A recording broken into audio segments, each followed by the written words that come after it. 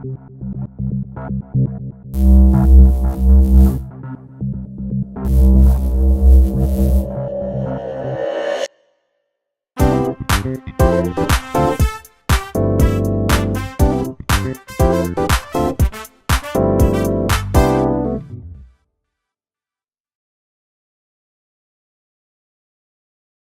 j'étais Monsieur Halloween.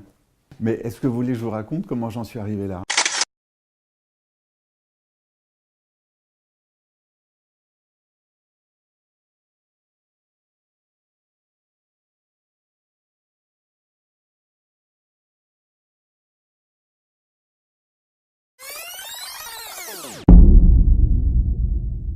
Je suis donc diplômé 1974 de l'IAC.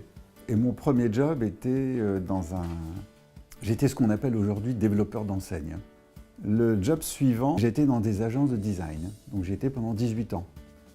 Et puis, je me suis dit qu'Halloween allait se développer en France. Et ça, on était en 95. Et en 97, je lance Halloween en France.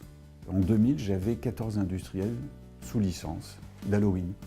Donc j'étais Monsieur Halloween. Une fois qu'Halloween a commencé à moins marcher, je me suis dit, mais qu'est-ce qui fait que je suis devenu Monsieur Halloween? Et j'ai remarqué qu'il y avait différents développements d'un ensemble de fêtes, développement d'un ensemble de matières, développement d'un ensemble d'événements qui étaient des formes de retour aux sources. Et je me suis dit que tout cela, c'est un ensemble d'informations intuitives que j'avais mis ensemble. Et en fait, c'était quelque part des signaux faibles. C'est-à-dire, ce ne sont pas des choses qui sont très importantes, mais rassemblées d'une certaine manière, ça fonctionne et ça raconte quelque chose. J'ai théorisé ce qui a fait que j'ai compris qu'Halloween allait se développer. C'est un petit peu comme un iceberg. On en voit 10%, tiens, on dit on voit un iceberg. En fait, on voit 10% d'un iceberg. 90% sont sous l'eau. Ce qui est intéressant, c'est de réfléchir aux 90% qu'on n'a pas vu au-dessus. Ce qu'on va faire demain n'existe pas aujourd'hui.